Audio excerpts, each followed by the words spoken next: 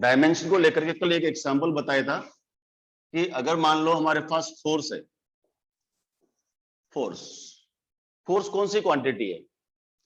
Derived quantity है, और derived quantity fundamental quantities पर डिपेंड करती है। मैंने कल आपको सिखाया था कि फंडामेंटल क्वांटिटीज 7 होती हैं, जो international system of units, international system of units में कितनी क्वांटिटीज बताई थी? मैंने आपको 7 क्वांटिटीज बताई थी। कौन कौन सी बताई थी? Mass, length, time, electric current, temperature, ठीक है, quantity of substance and luminous intensity. 7 fundamental quantities बताई थी और 7 फंडामेंटल यूनिट्स बताए थे, ठीक है। तो apart from these 7 fundamental quantities, the remaining physical quantities are derived quantities. इसका मतलब कोई भी डिराइव्ड क्वांटिटी किन से ऑब्टेन कर सकते हैं? अपन फंडामेंटल क्वांटिटीज से ऑब्टेन करते हैं। कल वाले लेक्चर में मैंने आपको बताया था। तो आज अपन इस डायमेंशन का मीनिंग समझने की कोशिश करते हैं, फील लेने की कोशिश करते हैं। फिजिक्स फील करने की चीज है। जब हम कोई भी टॉपिक पढ़े हमें लगना चाहिए हाँ सर ऐसा ही होगा, होना चाहिए, ऐसा दिखना चाहिए, हमें इमेजिनेशन होना चाहिए, समझे? देखो ध्यान से। तो अगर मान लीजिए अपन डायमेंशन की बात करें, अगर फोर्स है तो फोर्स क्या बताया था मैंने बेटा? कि मास इनटू एक्सीलरेशन। मास फंडामेंटल क्वांटिटी है, तो मास इनटू एक्सीलरेशन क्या होता है? Change in velocity upon time, change in velocity upon time. अब देखो मास यहां पर फंडामेंटल क्वांटिटी आ गया बेटा, टाइम क्या आ गया? फंडामेंटल क्वांटिटी, लेकिन वेलोसिटी फंडामेंटल क्वांटिटी नहीं है। इसका मतलब इस वेलोसिटी को हमें किस टर्म्स में लिखना है? फंडामेंटल क्वांटिटी के टर्म्स में लिखना है। देखो आगे, तो मास इनटू वेलोसिटी क्या हो जाएगा? डिस्प्लेसमेंट अपॉन टाइम, क्योंकि वेलोसिटी क्या होता है? Rate of change in displacement is known as velocity. इसका वेलोसिटी क्या होता है? Displacement upon time. तो डिस्प्लेसमेंट अपॉन टाइम, एक टाइम पहले से ही है, तो यहाँ क्या हो जाएगा? Time square. अब देखो इस फोर्स में mass, how many times mass include in force? 1 time. Force जो डिराइव्ड क्वांटिटी है उसमें मास कितनी बार आया है? 1 बार आया है, 1 टाइम। डिस्प्लेसमेंट, डिस्प्लेसमेंट का मतलब क्या होता है? लेंथ। तो लेंथ कितनी बार शामिल है इसमें? केवल 1 बार।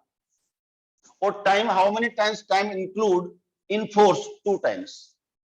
इसका मतलब फोर्स में यानी कि डिराइव्ड क्वांटिटी में these fundamental quantities are included: mass 1 time, displacement 1 time, and time 2 time.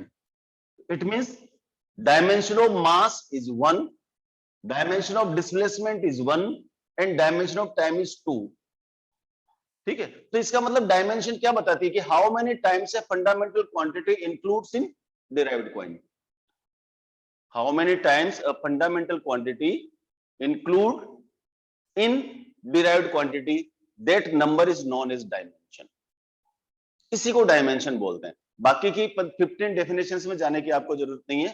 अभी जैसे परमेश ने लिखा है is number of objects equal to amount of substance. अच्छा ठीक है, तो हमें क्या सीधा सीधी कहानी क्या याद रखनी कि फोर्स में मास 1 टाइम आया है, फोर्स में डिस्प्लेसमेंट यानी कि लेंथ 1 टाइम आई है, और फोर्स में टाइम कितने टाइम आया? 2 टाइम आया है। इसका मतलब dimensions of mass, displacement and time in force are 1, 1 and 2। This is the simple meaning of the dimensions. Clear होगी बात? आप नोट कर सकते हैं इसको। Force is equal to mass into acceleration, acceleration rate of change in velocity, velocity is the rate of change in displacement, therefore mass 1 time including here, displacement 1 time, and time 2 time, therefore 1, 1 and 2 are the dimensions of mass, displacement and time which is including in what? Force. समझ गए? तो यहां से अगर मान लो बोलो dimension क्या हो गया? ये m1 हो गया, ये l1 हो गया, ये t2 हो गया। तो m1 l1 t-2 is the dimension of force.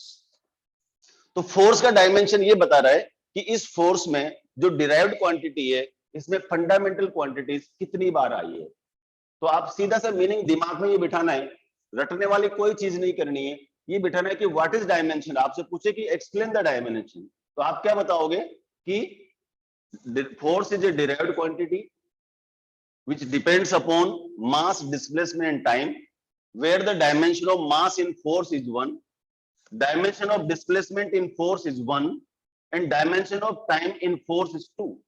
Therefore the whole dimension of force is m1 l1 t minus 2. तो अगर मैं एक स्टेटमेंट में बोलूं कि डायमेंशंस क्या है, तो स्टेटमेंट कैसे बोलूंगा कि how many times a fundamental quantity includes in a derived quantity is known as dimension. समझ आएगी बात?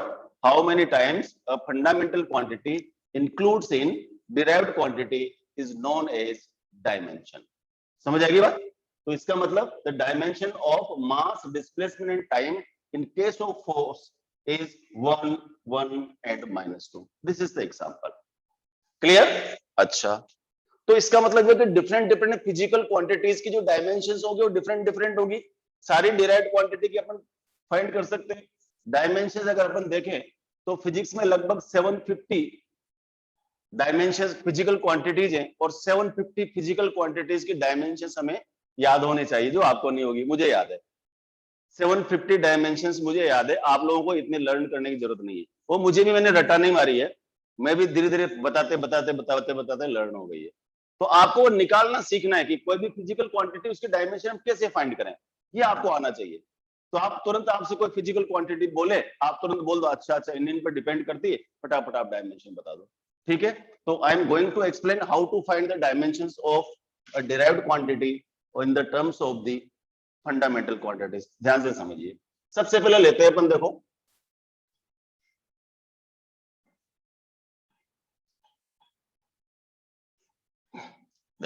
सबसे पहले जो क्वांटिटी ले रहे हैं अपन, नंबर 1 मास.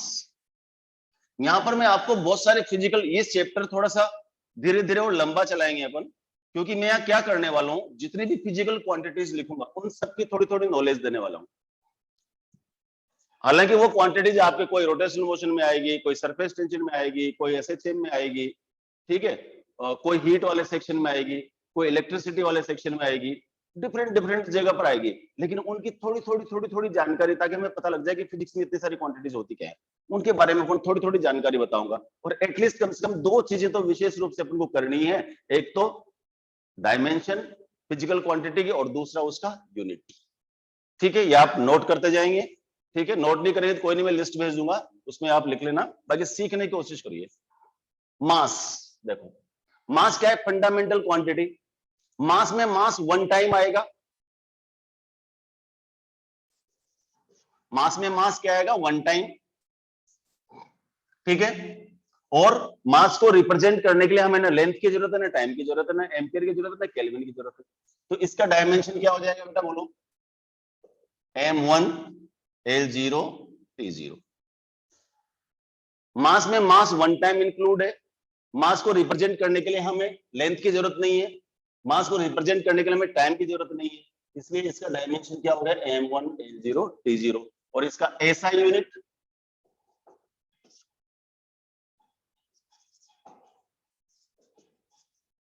ऐसा यूनिट क्या होता है मास का, केजी. केजी में कभी भी के कैपिटल नहीं लिखेंगे, के स्मॉल आएगा, जीवी स्मॉल आएगा, केजी. किलोग्राम्स नहीं लिखेंगे, केवल किलोग्राम. अगर पूरा लिखना है तो किलोग्राम, उसका भी के स्मॉल लेटर में. कभी भी केजी के पीछे डॉट नहीं लगाएंगे. मैं आपसे बोलूं 8 केजी, तो 8 केजी के डॉट नहीं लगाएंगे. ये बहुत सारी चीजें मैं आपको लिस्ट भेजूंगा, उसमें सब लिख के आएगा केजी. चलो दूसरा, सेकंड देखिए, लेंथ. लेंथ, लेंथ में मास इंक्लूड नहीं होता. लेंथ में लेंथ 1 टाइम इंक्लूड होगी और टाइम 0.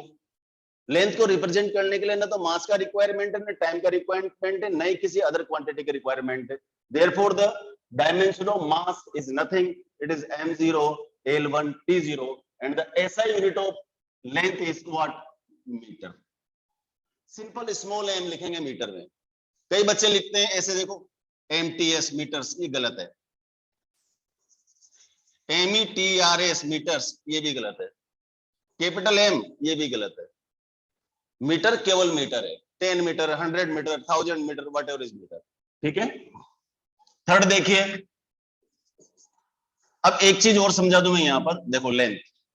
लेंथ का मतलब ये हो गया कि जितनी भी फिजिकल क्वांटिटी जिनको हम स्केल से मेजर कर सकें, वो सब क्या होगी, लेंथ होगी. जैसे नाम बताता हूं मैं आपको, देखो लेंथ, जैसे अभी मैंने बोला था डिस्टेंस का यूनिट क्या होगा, डायमेंशन क्या होगा, m0 l1 t0। डिस्प्लेसमेंट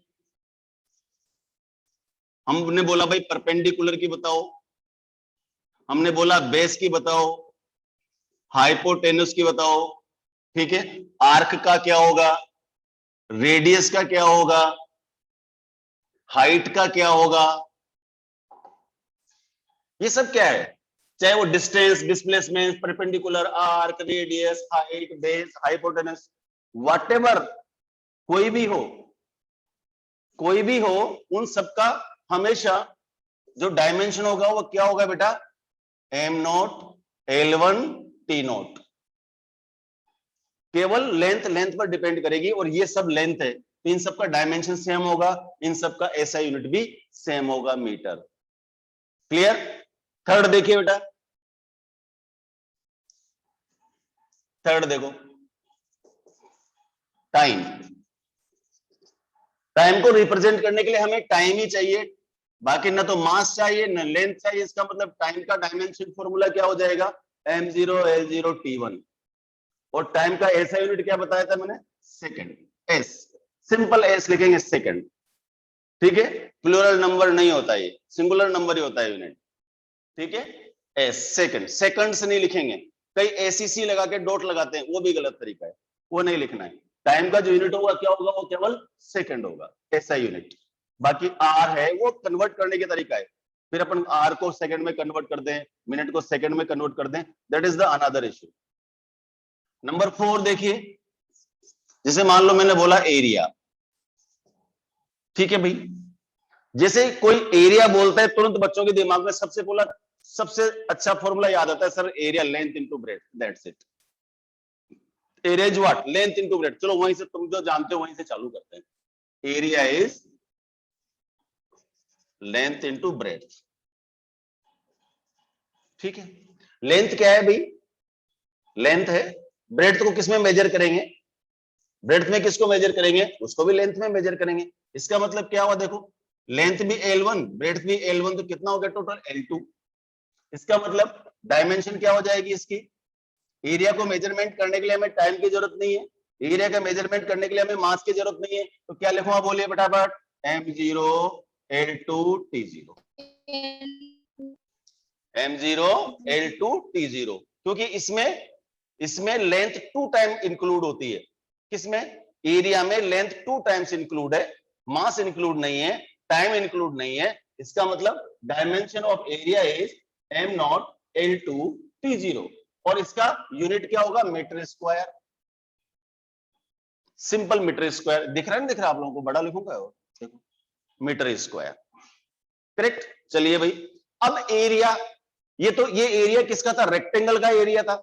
अगर मैं बोलता बेटा स्क्वायर का डायमेंशन क्या होगा, स्क्वायर का एरिया का डायमेंशन देखो जरा ध्यान से, स्क्वायर का एरिया क्या होता है, a is equal to L square, side square होता है, L2 पहले से आ गया देखो, है ना। ट्राइंगल का एरिया ऑफ ट्राइंगल क्या होता है, half of base into height. Half तो कांस्टेंट क्वांटिटी, इसकी डायमेंशन नहीं होगी, ये तो हटा दो। बेस क्या हो गया, लेंथ, हाइट क्या होगी, लेंथ, L1 L1 L2, तो ट्राइंगल का एरिया L2, इसका मतलब डायमेंशन क्या हो जाएगी, m0 l2 t0। किसका लेना है एरिया, देखो स्फीयर का एरिया बोलो, 4 पाई r स्क्वायर, 4 पाई तो डायमेंशन लेस है, r क्या है, रेडियस, और रेडियस को किसमें मेजर करते हैं अपन, लेंथ में, तो क्या लिखूंगा, r स्क्वायर की जगह l2 m0 l2 t0। Circle का एरिया देखो बेटा, सर्कल का एरिया क्या होता है, पाई r स्क्वायर, पाई डायमेंशन लेस है, r स्क्वायर मतलब रेडियस स्क्वायर, रेडियस स्क्वायर का मतलब क्या होगा, L2। समझे, जैसे मान लीजिए और किसका लें बोलो, पाई आर एल किसका होता है, कौन का surface area, lateral surface area, pi dimensionless है, आर का मतलब L1, एल का मतलब L1, कितना हो गया, L2। इसका मतलब एरिया किसी भी ज्योमेट्रिकल फिगर का हो, चाहे वो 2D फिगर है चाहे वो 3D फिगर है, एरिया का डायमेंशन हमेशा क्या होगा, m0 l2 t0, m0 l2 t0, and the unit of the area is nothing, it is meter square, fourth quantity। Fifth देखिए, अभी जब जैसे मैं 20 30 लिखूंगा तब आप बोलोगे सर आप रहने दो, हम आ जाएंगे, हम कर लेंगे। फिफ्थ देखो, वॉल्यूम। वॉल्यूम देखिए, चलो वॉल्यूम क्या होता है, वॉल्यूम की बात करते हैं, आपको एक वॉल्यूम आता है sir L into B into H, volume of cuboid L into B into H. देखो ध्यान से, length into breadth into height. Length हो चाहे ब्रेड्थ हो चाहे हाइट हो, सबको किसमें मेजर करते हैं, पर लेंथ में। इसका मतलब इसका डायमेंशन क्या हो गया, बोलो L1 L1 L1 that is L3। तो what will be the dimension formula, m naught L3 T0। क्योंकि वॉल्यूम के मेजरमेंट के लिए मास की रिक्वायरमेंट नहीं है, वॉल्यूम के मेजरमेंट के लिए टाइम की रिक्वायरमेंट नहीं है, वॉल्यूम के मेजरमेंट के लिए हमें 3D फिगर है, 3D फिगर में 3 लेंथ चाहिए, L1 L1 L1 that is L3। And what is the unit, metre cube. ऐसे unit is metre cube, correct. बाकी कल चीजें मैंने बताई थी, इसकी लीटर को कैसे कन्वर्ट करते हैं, डेसीलीटर को कैसे कन्वर्ट करते हैं, आगे भी बताऊंगा मैं अभी उनको, आप टेंशन ना लें। तो वॉल्यूम का dimension m naught L3 T naught, and what is the unit of the volume, that is metre cube, cubic metre, CC. ठीक है, अच्छा भाई अब देखो वॉल्यूम, वॉल्यूम किसी भी 3D फिगर का हो, चाहे वॉल्यूम किसका हो, मान लो हमने ले लिया स्फीयर, ले लिया स्फीयर का वॉल्यूम क्या होता है 4/3 पाई आर क्यूब। देखो ऐसे, ये स्फीयर, इसका वॉल्यूम क्या होता है 4/3 पाई are cube. 4/3 and pi are constant quantities, therefore there will be no dimension at all. R क्या है इसका, radius, radius can be measured in what, length, therefore the dimension is L3, that is m naught L3 T0। Cylinder की बात करो, देखो ये cylinder, cylinder का volume क्या होता है pi R square H, pi R square H. Pi is dimensionless quantity, R square, R का मतलब रेडियस, रेडियस को किसमें मेजर करोगे, लेंथ में, L2। हाइट L1, देखो इधर R L2, हाइट L1 कितना हो गया L3, the dimension is M0 L3 T0। समझ आ गई बात। तो वॉल्यूम किसी भी 3D फिगर का हो, वॉल्यूम का डायमेंशन का मतलब हो गया m naught L3 T0। Is that clear? Yes sir. ये 5। जहां तक किसी को कोई दिक्कत है क्या, किसी बच्चे को दिक्कत आ रही हो तो बोलिए, क्लियर है पॉइंट्स? चलें आगे, चल आगे चलते हैं।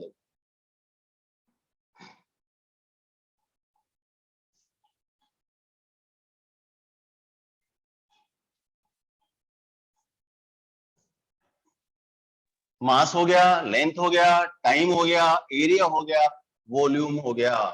अब मैं एक और विशेष क्वांटिटी की बात करता हूं जिसको बोलते हैं हम डेंसिटी। 6 number, density.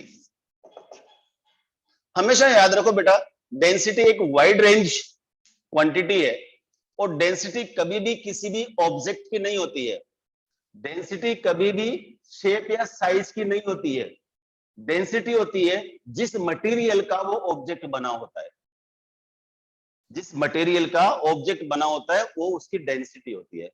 और डेंसिटी ये बताती है कि, अब आप समझो, डेंसिटी जैसे दिमाग में आती है, बच्चों ने एक छोटा सा फॉर्मूला पढ़ रखा है छोटी क्लासों में, सर डेंसिटी का मतलब मास अपॉन वॉल्यूम, सीधा सा एक कहानी याद आती है, सर डेंसिटी कुछ नहीं, मास को वॉल्यूम से डिवाइड कर दो डेंसिटी आ जाएगी। जी नहीं, डेंसिटी केवल अकेला वॉल्यूम पर डिपेंड नहीं करता है। अगर आप लोग पेपर पढ़ते हो तो पेपर में आपने सुना होगा कि population density of Maharashtra is 8 to 8 person पर स्क्वायर किलोमीटर। कभी पेपर पढ़िए, उसमें लिखा आता है population density of Maharashtra state is 8 to 8 person पर स्क्वायर किलोमीटर। पर स्क्वायर किलोमीटर, स्क्वायर किलोमीटर किसका यूनिट हुआ, एरिया का। इसका मतलब ये हुआ एरिया का स्क्वायर किलोमीटर हुआ। इसका मतलब क्या हुआ कि density not only depends upon volume, also depends upon area, area पर भी डिपेंड करती है। दूसरी बात बोलूं मैं आपसे, लीनियर डेंसिटी, लीनियर डेंसिटी किस पर डिपेंड करेगी, लेंथ पर डिपेंड करेगी। इसका मतलब डेंसिटी तीनों तरह की हो सकती है, डेंसिटी लेंथ की भी हो सकती है, डेंसिटी एरिया पे भी डिपेंड करेगी, डेंसिटी वॉल्यूम पर डिपेंड करेगी। तो यहां पर डेंसिटी का पहली बात तो क्या याद रखेंगे कि density is property of material of object. किसी भी ऑब्जेक्ट के मटेरियल की प्रॉपर्टी डेंसिटी होती है। अब मटेरियल कैसे डिस्ट्रीब्यूटेड है उस बात पर डिपेंड करेगा। अगर मटेरियल लाइन में डिस्ट्रीब्यूटेड है तो लीनियर डेंसिटी, मटेरियल अगर मान लीजिए सरफेस पर डिस्ट्रीब्यूटेड है तो सरफेस डेंसिटी, अगर मान लीजिए मटेरियल किसी वॉल्यूम में डिस्ट्रीब्यूटेड है तो वॉल्यूम डेंसिटी। इसमें फिजिक्स में आगे जैसे आओगे चार्ज डेंसिटी भी आएगी, यहां पर हम मास डेंसिटी की बात कर रहे हैं, फिर चार्ज डेंसिटी आएगी, ऐसे डिफरेंट डिफरेंट जगह पर डिफरेंट डिफरेंट डेंसिटी आएगी। तो आज से अपना माइंडसेट चेंज कर दें कि पहली बात तो डेंसिटी होती है हमेशा किसी भी ऑब्जेक्ट के मटेरियल की, वो किस मटेरियल का बना हुआ है या वो मटेरियल किस तरह से डिस्ट्रीब्यूटेड है। करेक्ट। जैसे अपन बात करते हैं 6 का 6a, इसको बोलेंगे अपन linear density, linear mass density. Linear mass density का मतलब हो गया कि जैसे मान लो कोई रोड है, ठीक है बेटा, लीनियर डेंसिटी, और इसका मास कितना है m और इसकी लेंथ है l। मास कितना है इसका रोड का m और इसकी लेंथ है कितनी l, इसका मतलब l लेंथ का मास कितना हुआ m, mass of length l is what m। तो मास ऑफ यूनिट लेंथ क्या होगा, देखो इधर l लेंथ का मास m, तो यूनिट लेंथ का मास क्या हो गया m बाई l। इसको बोलेंगे अपन लीनियर डेंसिटी लैम्डा। ठीक है, तो लीनियर मास डेंसिटी का मतलब मैं डेफिनेशन लिख देता हूं, याद रखना, मास पर यूनिट वॉल्यूम।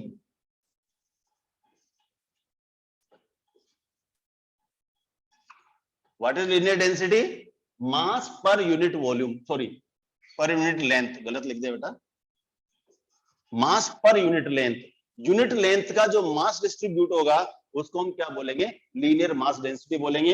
और इसका फॉर्मूला क्या हो जाएगा, lambda is equal to mass upon length. Mass कितना m1, लेंथ कितनी l1, तो इसका डायमेंशन फॉर्मूला क्या हो गया बोलो, डायमेंशन फॉर्मूला m1 l-1। और डेंसिटी को मेजर करने के लिए टाइम की कोई जरूरत नहीं है, इसका मतलब टाइम को क्या लिख दूंगा मैं 0। समझ आएगी बात। तो this is known as linear mass density. Linear mass density का मतलब दोबारा समझो, मास पर यूनिट लेंथ। अगर एल लेंथ का मास m है तो यूनिट लेंथ का मास क्या हो जाएगा m बाई एल, और इसको हम बोलेंगे लेमडा से रिप्रेजेंट करते हैं। लेमडा जानते हो, लेमडा वेवलेंथ के लिए आप रिप्रेजेंट करते थे, लेकिन जरूरी नहीं है कि लेमडा हमेशा वेवलेंथ के लिए आएगा, ध्यान रखिएगा प्लीज। तो lambda is m upon L, here lambda is what, linear mass density, और linear mass density is equal to mass upon length. Correct. तो mass per unit length is known as linear mass density, and the formula of linear mass density will be given mass upon length, because we are going to find the dimension, और dimension को किससे represent करेंगे, मास length time ampere. ठीक है, देखो मास का dimension m1, इसका मतलब डेंसिटी में मास कितनी बार इंक्लूड हुआ, 1 टाइम, लेंथ कितनी बार इंक्लूड है, 1 टाइम, टाइम कितनी बार इंक्लूड है, 0 टाइम। तो dimension of mass length and time in linear mass density is what, m1 l-1 t not. दिख रहा है ना t नॉट, t नॉट। समझ आ गई बात। ये 6a डेंसिटी नोट कीजिए फटाफट, या नोट भी नहीं करें तो आप इसके दोबारा आप जब देखोगे वीडियो देखना आप, तो आपको सब पता लग जाएगा। ठीक है, लीनियर मास डेंसिटी। क्या कोई मुझे बता सकता है कि अगर मैं यहां बोलता सरफेस डेंसिटी, अगर मैं बोलूं सरफेस डेंसिटी, तो सरफेस डेंसिटी क्या होगा, जैसे लीनियर डेंसिटी बोला हमने मास पर यूनिट लेंथ, तो सरफेस डेंसिटी क्या बोलेंगे, मास पर यूनिट एरिया। समझे बेटा, मास पर यूनिट एरिया। सुनो ध्यान से, तो दूसरा लिखो 6b, 6b में लिखो surface density, 6b surface density. और सरफेस डेंसिटी का मतलब क्या हो गया कि मान लीजिए कोई लेमिना है, कोई प्लेट है, कोई स्क्वायर, जैसे मान लो कोई टाइल्स है, ठीक है ना, किसी भी एरिया की हो सकती है बेटा वो। देखो ध्यान से जरा, देखो मान लो ये कोई हमारे पास लेमिना है, लेमिना उसको बोलेंगे जिसकी थिकनेस नेग्लिजिबल हो। कोई भी सरफेस जिसको लेमिना बोलेंगे, जिसकी थिकनेस नेग्लिजिबल हो। तो मान लीजिए इसके अपन थिकनेस नेग्लिजिबल ले लें बेटा, इसकी लेंथ मान लो एल है, इसकी जो विड्थ है वो बी है, तो इसका एरिया क्या हो गया, एल इंटू बी, करेक्ट है। और इसका जो मास है लेमिना का वो मान लीजिए एम है, तो मैं क्या बोलूंगा, सरफेस डेंसिटी की डेफिनेशन क्या बोलूंगा बताइए। लीनियर डेंसिटी का डेफिनेशन बोला था मैंने, मास पर यूनिट लेंथ, तो यहां क्या बोलूंगा, mass per unit area. Definition of surface density is mass per unit area. अब देखो इसको, यूनिट एरिया में कितना मास है, इसके छोटे छोटे पार्ट कर दो, मैं इसके छोटे छोटे पार्ट कर दूं, छोटे छोटे यूनिट मास। तो क्या करूंगा, देख कि ए एरिया का मास कितना, एम, तो यूनिट एरिया का मास कितना हो गया, M by A. Mass of area A is M, तो mass of unit area is M by A. देखो एम बाई ए, ठीक है बेटा। तो और इसको रिप्रेजेंट करेंगे सिग्मा से, मास per unit area. Mass per unit area, इसका मतलब सरफेस डेंसिटी। तो क्या फॉर्मूला हो गया देखो, कि sigma is equal to mass upon area. Mass का डायमेंशन 1, एरिया का डायमेंशन क्या होता है, एल इंटू बी, यानी कि L2। तो क्या कहूंगा इसको, M1 L minus 2 T0।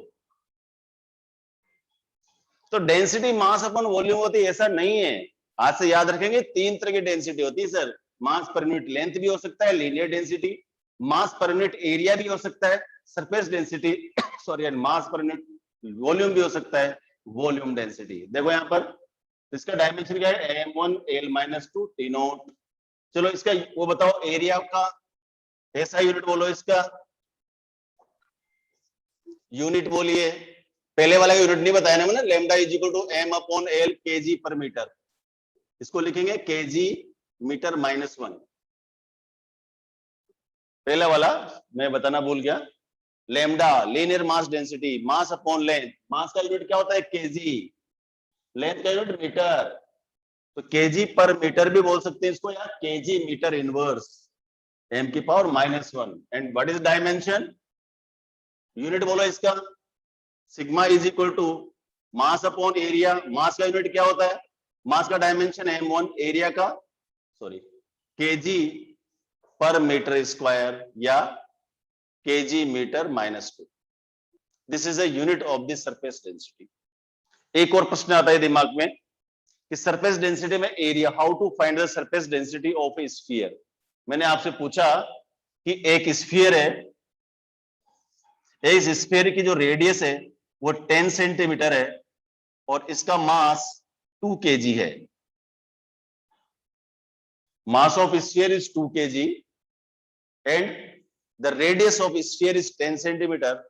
What is the surface density, what is surface density. क्या करेंगे बेटा, देखो सरफेस डेंसिटी क्या है, सिग्मा मास अपॉन एरिया, मास है, एरिया क्या हो जाएगा 4 पाई r स्क्वायर,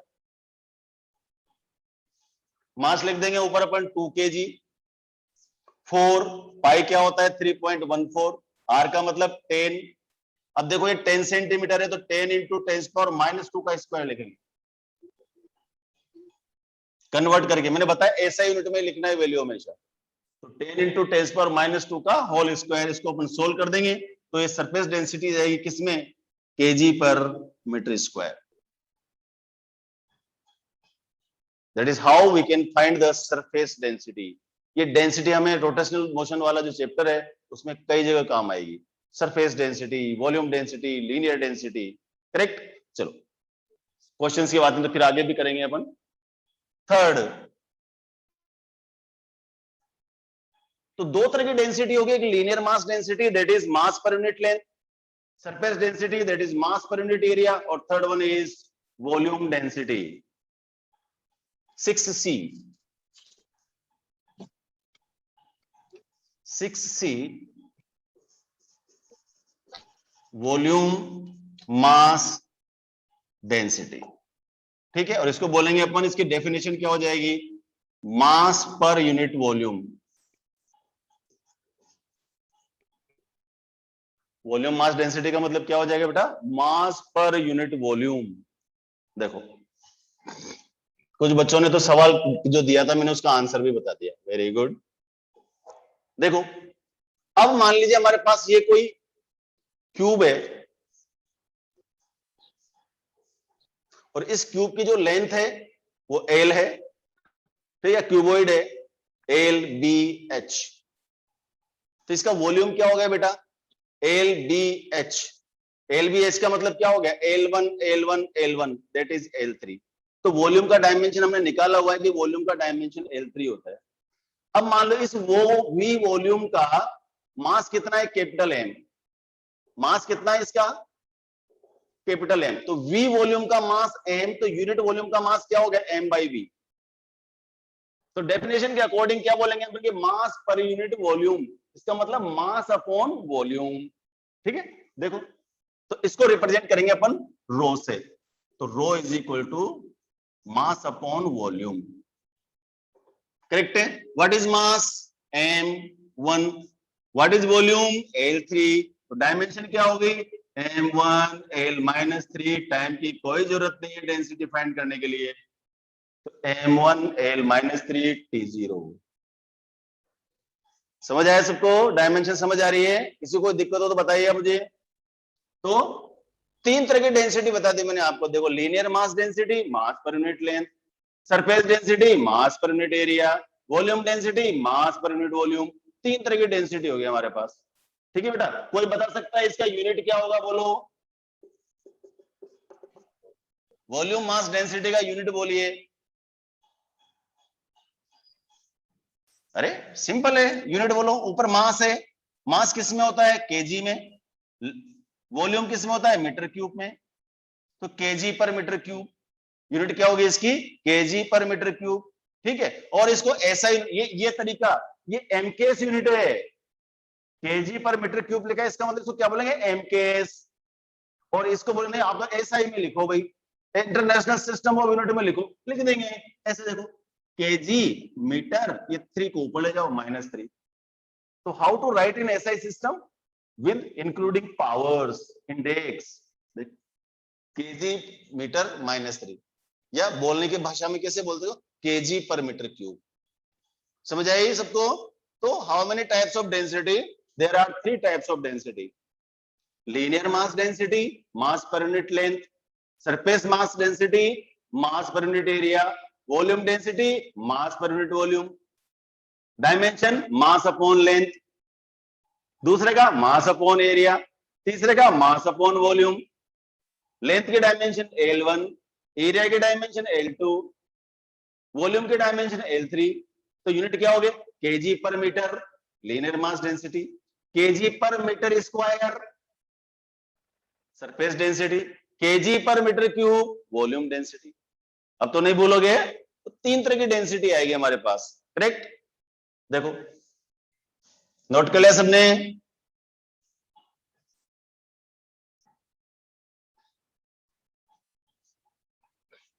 ध्यान से देखो, अगर सिंबॉलिक में लिखूं मैं, डेंसिटी का सिंबॉलिक लिखूं, देखो बेटा, lambda is equal to M by L, sigma is equal to M by A, और rho is equal to M by we.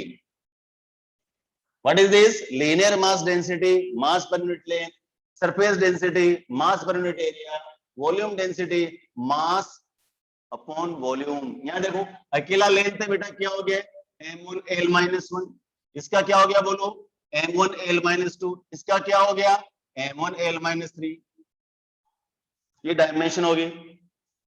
वो देखो जरा, इनके यूनिट्स देखो, KG metre minus one, KG metre minus two, KG metre minus three. सबको clear हो गया density का मतलब, कभी भूलोगे तो नहीं। How many types of density, three types of density, linear mass density, surface mass density, volume mass density.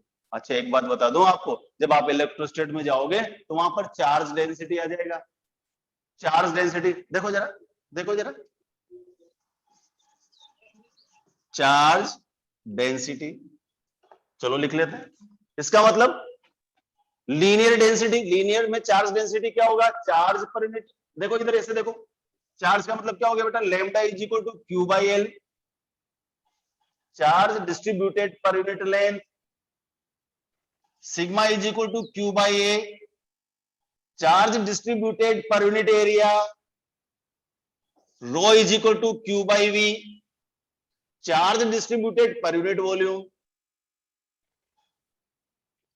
इसको क्या बोलेंगे? Linear charge density, surface charge density, volume charge density. Meaning तो वही है। इसका मतलब लीनियर चार्ज डेंसिटी का मतलब charge distributed in A length, area का मतलब charge distributed on area, volume charge density charge distributed in volume. 1D 2D 3D।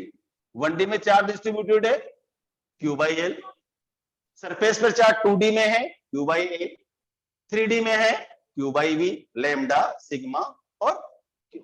कोई मुझे बता सकता है इसके बारे में कि lambda Q by L unit बोलो इसका? कोई यूनिट बता सकता है मुझे? चार्ज की यूनिट कौन बता सकता है? चार्ज की यूनिट क्या होती है? छोटी क्लास में बताया होगा आपको। Charge current into time. Current into time, ऐसा यूनिट। Very good. चार्ज की जो यूनिट होती है कूलम होती है, कूलम, एल मीटर में। और कूलम क्योंकि ऐसा यूनिट नहीं है, कूलम इज नॉट ऐसा यूनिट। और क्यू इज इक्वल टू क्या होता है? IT, current into time. देखो, करंट इनटू टाइम, करंट क्या है? आई, टी क्या हो गया? टाइम, और ये हो गया एल। इसके डायमेंशन बोलो जरा, डायमेंशन बोलो। A1 T1 L minus 1। हाँ, M0 L minus 1 T1 A1 ampere आ गया इसमें, फोर्थ क्वांटिटी आ गई। देखो, M0 it does not depend on mass, L पर डिपेंड करता है, 1 मीटर है नीचे। देखो, T1 टाइम है और A1 हो गया। सरफेस चार्ज डेंसिटी का बताइए, सरफेस चार्ज डेंसिटी का बताइए डायमेंशन, और यूनिट भी बताइए। यूनिट तो हो गया आपका ampere into second upon metre.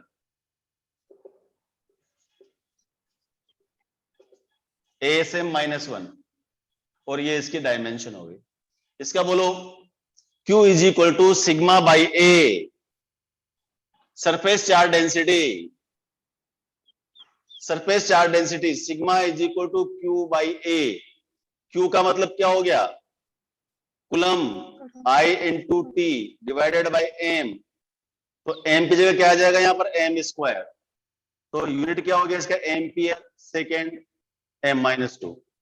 Dimension निकालो बेटा। Q क्या है? I का क्या हो जाएगा? एम्पियर, टाइम का T1, और मीटर स्क्वायर का मतलब क्या हो गया? L2। तो इसका डायमेंशन फॉर्मूला सिग्मा का M0 L minus 2 T1 A1। इसी तरह से third, rho is equal to Q by V, यानी कि I into T by L3, ampere second, M minus 3 तो यूनिट हो गया इसका, और डायमेंशन क्या हो गई? देखो, ampere time L3, dimension M0, capital लिखना हमेशा, M0 L minus 3 T1 A1।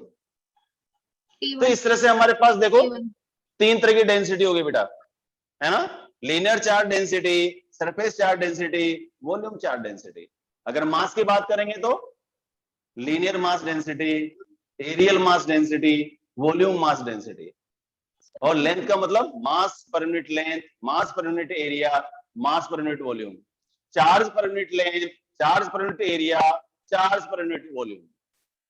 ठीक है? डेंसिटी को लेके कभी चक्कर नहीं खाओगे ना, आराम से। 3 तरह की डेंसिटी बताई। तीसरा ने भाई लेंथ में डिस्ट्रीब्यूटेड है तो बाई लेंथ कर देंगे, सरफेस पर है तो बाई एरिया कर देंगे, वॉल्यूम में है 3D में तो बाई वॉल्यूम कर देंगे। क्लियर? फटाफट देखिए, नोट कीजिए, स्क्रीनशॉट लीजिए, कुछ भी कीजिए, आगे बढ़ेंगे। तो 2 प्रकार के डेंसिटी ऐसे, और कुछ और भी, जहां जहां भी डिस्ट्रीब्यूटेड होगा, कोई भी सब्सटेंस डिस्ट्रीब्यूटेड बोलेगा, हम 3 तरह की डेंसिटी वहां पर इंक्लूड कर देंगे, लैम्डा, सिग्मा और रो। चलो आगे चलते हैं। 8,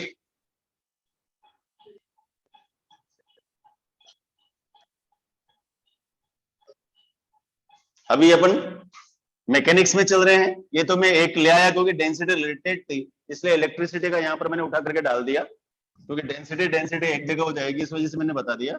अभी हम केवल मैकेनिक्स की बात कर रहे हैं कि मैकेनिक्स में कौन कौन सी फिजिकल क्वांटिटीज और आगे आने वाली है। देखो 7 था ना ये, 8 स्पीड।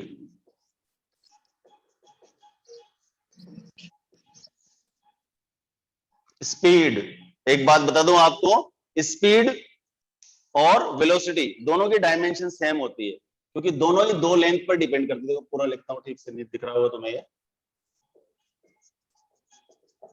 स्पीड वेलोसिटी दोनों सेम है, क्योंकि स्पीड क्या होती है, डिस्टेंस अपॉन टाइम, यानी कि लेंथ अपॉन टाइम। वेलोसिटी क्या होती है, displacement upon time, still length upon time. तो यहां पर वेक्टर स्केलर से कोई फर्क पड़ने वाला नहीं है, यहां पर हम सिर्फ मैग्नीट्यूड्स की बात कर रहे हैं। तो स्पीड भी लेंथ और टाइम पर डिपेंड करती है, वेलोसिटी भी लेंथ और टाइम पर डिपेंड करती है। इसका मतलब इसके डायमेंशन बता सकता है मुझे कोई, L/T, चाहे स्पीड हो चाहे वेलोसिटी हो, दोनों ही लेंथ और टाइम पर डिपेंड है। तो क्या लिखूंगा बेटा, L/T। ओके, तो डायमेंशन बोलिए, m0 L1 T-1, करेक्ट। अच्छा जरा यूनिट तो बताइए इसका, यूनिट मीटर पर सेकेंड, और SI में लिखेंगे तो ms-1, एम केस में metre per second. Distance upon time बताने की जरूरत नहीं है, आप लोगों ने छोटी क्लास में भी ये क्वांटिटी का नाम सुना है। Speed velocity. 9 linear momentum.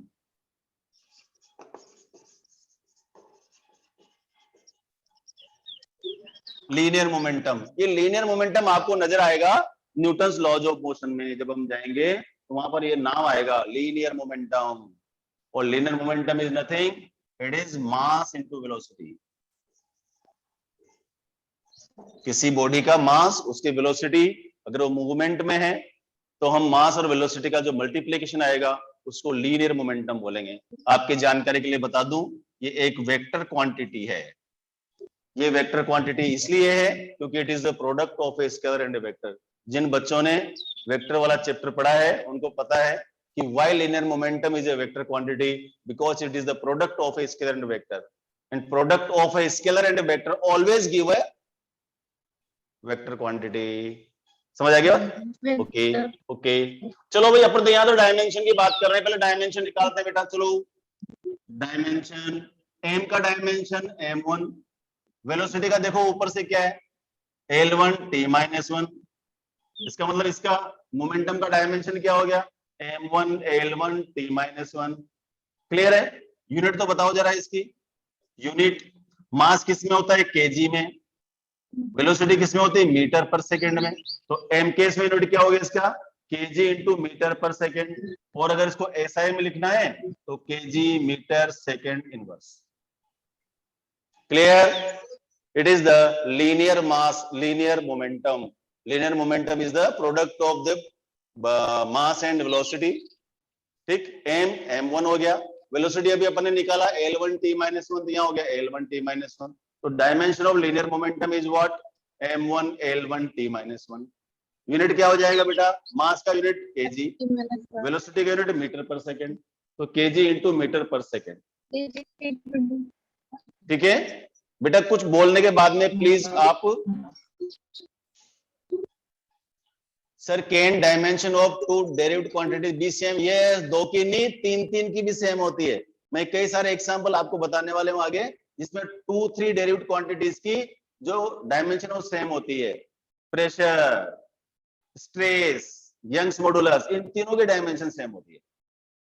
आगे पढ़ेंगे, अभी आएगा, चिंता मत करो ना। ठीक है, तो ये हो गया हमारा linear momentum, quantity number 9। Quantity number 10 पर चलिए। Quantity number 10, Sir, impulse and linear momentum have same dimensions, ना? यस, लीनियर मोमेंटम की और इंपल्स की सेम होती है, क्योंकि देखो इधर F is equal to delta P by delta T, F delta T is equal to delta P, और F डेल्टा P को अपन क्या, P को क्या बोलते हैं अपन, इंपल्स। Impulse. हाँ, ये आगे पढ़ेंगे। चलो नेक्स्ट लिखिए acceleration 10, quantity number 10, acceleration. Acceleration, और एक्सीलरेशन क्या होता है भाई? Rate of change in velocity. Rate of change in velocity, velocity भी कौन सी? लीनियर वेलोसिटी, ठीक है, क्योंकि यहां पर लीनियर एक्सीलरेशन की बात कर रहा हूं मैं। आगे जाएंगे एंगुलर एक्सीलरेशन भी आएगा। Acceleration, rate of change in velocity, ठीक है भाई। तो change, rate of change in velocity का मतलब क्या हो गया भाई? कि वेलोसिटी को अगर टाइम से डिवाइड कर दें तो rate of change in velocity हो जाता है। डायमेंशन की बात करो, वेलोसिटी का मतलब क्या बताया था अभी मैंने? L1 t-1 टाइम t1, तो m नहीं है, L1 है, और t हो गया -2। ये t की पावर 1 है, इसको ऊपर ले जाऊंगा तो क्या हो जाएगी? -1, -1 पहले से ही है। तो dimension of acceleration is what?